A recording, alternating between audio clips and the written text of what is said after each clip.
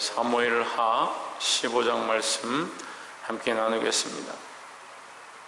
사무엘하 15장은 이제 압살롬의 이 모략으로 그가 왕의 자리에 앉게 되는 그런 장면이 나옵니다. 15장 1절에 보시면 이후에 압살롬이 자기를 위하여 병거와 말들을 준비하고 전배 50명을 세우니라 했습니다. 이 압살롬이 무슨 일을 하기 시작하느냐? 예루살렘에 가서 사람들이 그 왕에게 뭐 송사를 가지고 온다든지 재판할 일들 가지고 오면 그것을 자기가 가로채서 자기가 다 좋게 얘기를 해주는 겁니다. 그렇게 해주면서 왕은 바쁘니까 너희들 이런 걸 다 봐줄 시간이 없다. 내가 얘기해라. 내가 다 해결해 주겠다. 이런 식으로 하면서 백성들의 마음을 얻습니다. 6절에 보시면 무릇 이스라엘 무리 중에 왕께 재판을 청하러 오는 자들에게 압살롬의 행함이 이 같아서 이스라엘 사람의 마음을 도적하니라 했습니다. 결국 뭐 했느냐? 마음을 빼앗았다. 백성의 마음을 얻었다. 이렇게 볼 수 있는데 이것은 우리가 영적 문제로 보면 사단은 우리의 마음을 빼앗습니다. 다른 것을 빼앗는 게 아니라 마음을 빼앗습니다. 여러분 속지 마시고 육체를 따라가고 세상을 따라가고 자기를 따라가는 사람들이 결국은 좋아 보이고 즐거워 보이고 재미있어 보이고 기뻐 보이지만 그것은 결국 사단에게 빼앗기는 것이다. 우리를 위하여 자기를 위하여 그 마음을 또 우리 몸을 주지 말고 하나님 앞에서 지키시길 바랍니다. 이 압살롬의 계략이 이렇게 돼서 이 다윗의 나라, 하나님께서 주신 이 다윗의 나라를 빼앗죠. 결국 뭘 하느냐? 백성들의 마음을 빼앗았다. 우리가 이것을 영적인 측면으로 적용해서 마음을 빼앗기지 않도록 늘 정신을 차리시기를 주의 이름으로 축원합니다. 제가 말씀드렸지만 사단이 이빨을 드러내고 피를 흘리고 무슨 모습으로 나타나가지고 나에게 마음을 달라 하면 누가 주겠습니까? 그렇게 하지 아니하고 아름다운 모습으로 나타나든지 재물로 나타나든지 또 즐거운 모양으로 나타나서 사람의 마음들을 조금씩 빼앗기 시작한다는 거예요. 우리가 이 마음을 잘 지키시기를 주의 이름으로 축원합니다. 오늘 두 번째는 13절에 사자가 다윗에게 와서 이르되 이스라엘의 인심이 다 압살롬에게로 돌아갔나이다 하니라. 14절에 다윗이 예루살렘에 함께 있는 모든 신복에게 이르되 일어나 도망하자. 그렇지 아니하면 우리 한 사람도 압살롬에게서 피하지 못하리라. 빨리 가자. 두렵건대 저가 우리를 급히 따라와서 해하고 칼로 성을 칠까 하노라 했습니다. 자, 이 다윗이 말하고 있는 이 말들이 굉장히 믿음 없는 말들입니다. 무슨 믿음이 없느냐? 그 왕의 권세, 그 자리에 세우신 것이 하나님께서 주신 자리입니다. 근데 다윗이 이 믿음을 잃어버리니까 사실 11장부터 지금 계속 실망스러운 말씀으로 우리가 봅니다. 하나님의 말씀이 실망스러운 것이 아니라 그 속에 다윗의 믿음 없는 인간적인 행동들과 유혹에 끌리고 결국 인간적인 모략을 가지고 악한 일들 하고 살인까지 저지르는 그 모습 가운데 다윗의 믿음 없음을 봅니다. 이 14절에도 보면 다윗이 뭐라고 합니까? 하나님 세우셨는데 두렵다, 도망하자. 그의 권세, 그가 세운 자리가 하나님이 주신 것을 잊어버렸다는 거죠.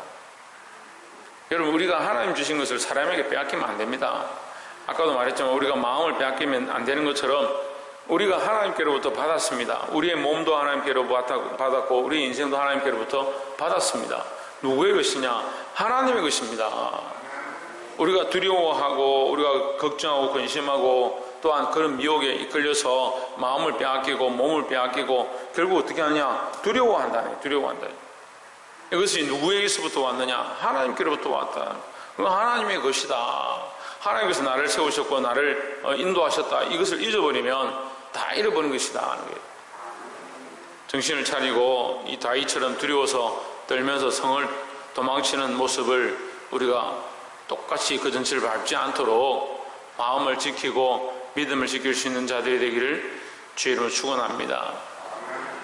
또 세 번째로 나눌 말씀은 24절에 보면 사독과 그와 함께한 모든 레위 사람이 하나님의 언약궤를 메어다가 내려놓고 아비아달도 올라와서 모든 백성이 성에서 나오기를 기다리더니 25절에 왕이 사독에게 이르되 하나님에게를 성으로 도로 메어 가라. 만일 내가 여호와 앞에서 은혜를 얻으면 도로 나를 인도하사 내게 그 궤와 그 계신 데를 보이시리라 했습니다. 자, 이게 무슨 말이냐면요, 다윗이 도망을 치는데 도망을 치다 보니까 제사장들도 다윗을 따르는 겁니다. 따르면서 어떻게 하느냐, 하나님의 궤를 법궤를 메고 따라오는 거죠. 다윗이 뭐라고 하냐, 아니 그 법궤를 나를 위하여 메고 오지 마라. 이게 무슨 말이냐면 이 믿음을 다시 회복하기 시작한 거예요. 하나님의 법궤가 하나님의 전에 있어야 하고 나를 위해서 그 법궤를 가져올 필요가 없다는 거죠. 내가 하나님을 위해서 쓰임받아야 되지 하나님이 나를 위해서 쓰임받는 것이 아니다. 나를 위하여 그 법궤를 가져오는 것이 아니다. 하나님 선히 여기시면 나를 다시 돌아오게 하실 것이다. 이 주객이 전도되지 않도록, 바뀌지 않도록 다시 회복하기 시작하는 겁니다. 그 전에 잘못된 선택을 하고 인간적인 결정들을 하고 자기 육신을 따라서, 육체의 정욕을 따라서 선택했던 그 삶들을 이제 청산하기 시작하는 겁니다. 그게 뭐냐? 그게 주객이 전도된 거죠. 자기가 주인이고 자기 몸의 주인이고 자기 권세의 주인이고 자기가 왕권의 주인이 되니까 자기를 위해서 선택하고 자기 마음대로 결정했던 그 삶들을 이제 정신을 차리기 시작합니다. 자기 중심의 신앙 여러분 버려야 됩니다. 신앙을 가지지 않은 게 아니고 믿음을 가지지 않은 게 아니고 교회를 다니지 않는 게 아닌데 문제는 뭐냐? 자기 중심이기 때문에 문제다는 겁니다. 종교개혁의 기본이 뭡니까? 그리스도 중심, 하나님 중심, 교회 중심, 말씀 중심, 성령 중심, 오직 그리스도에게로, 오직 하나님께로, 오직 말씀에로 돌아가는 거예요. 자기 중심에서 하나님 중심으로 바뀌어지는 것이 종교개혁이고 우리가 그것을 배워야 하고 정신을 차려야 하는 겁니다.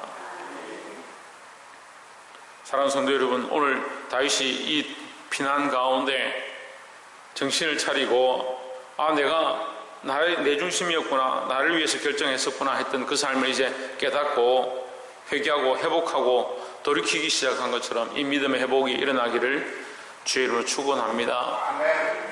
마지막 네 번째로 30절에 다윗이 감남산 길로 올라갈 때에 머리를 가리우고 맨발로 울며 행하고 저와 함께 가는 백성들도 각각 그 머리를 가리우고 울며 올라가니라.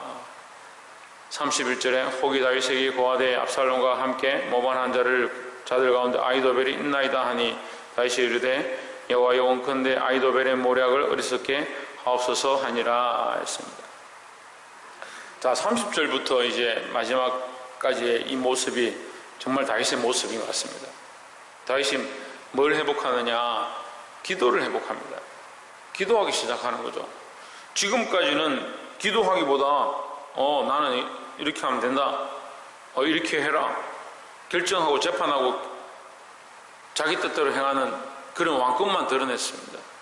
그런데 이제 다윗이 정신을 차리고 올라가면서 어떻게 하느냐? 울면서 올라가면서 머리를 가리우고 슬퍼했습니다.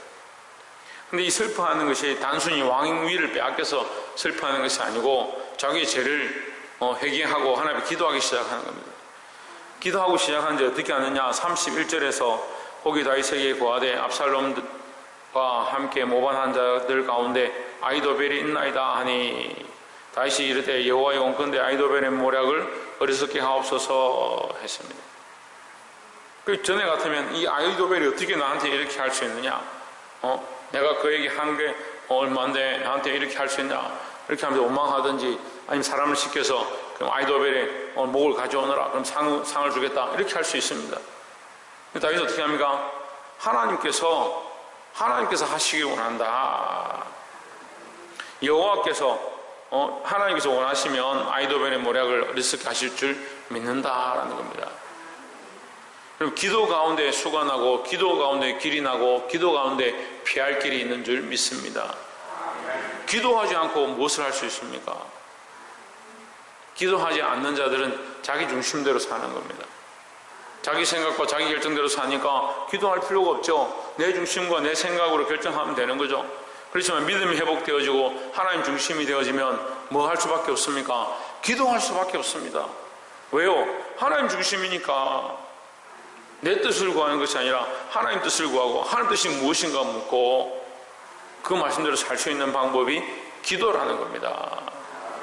기도를 회복하시기를 주의 이름으로 축원합니다.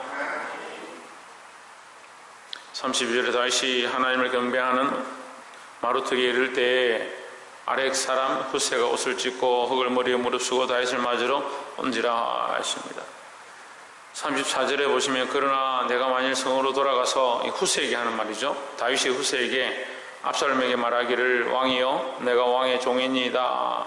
왕에는 왕의 부친의 종이었더니 내가 이제는 왕의 종이니이다 하면 내가 나를 위하여 아히도벨의 모략을 패하게 하리라 했습니다.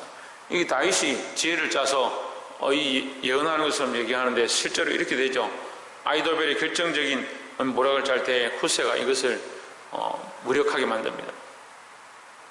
그래서 그 무력하게 함으로 말미암아 아히도벨은 가서 자살해서 죽고 후세의 모략을 따라서 압살롬은 결국 죽임을 당하고 다윗이 다시 성으로 돌아오게 되는 그런 계기가 됩니다. 35절에 사독과 아비아달 두 제사장이 너와 함께 있지 아니하냐 내가 궁중에서 무엇을 듣든지 사독과 아비아달 두 제사장에게 구하라 했습니다.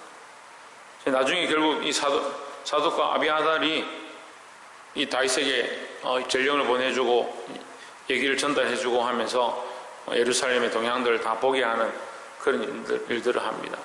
무슨 얘기냐면 다윗의 이 지혜가 다시 회복되기 시작하는데 지혜가 어디서부터 회복되느냐?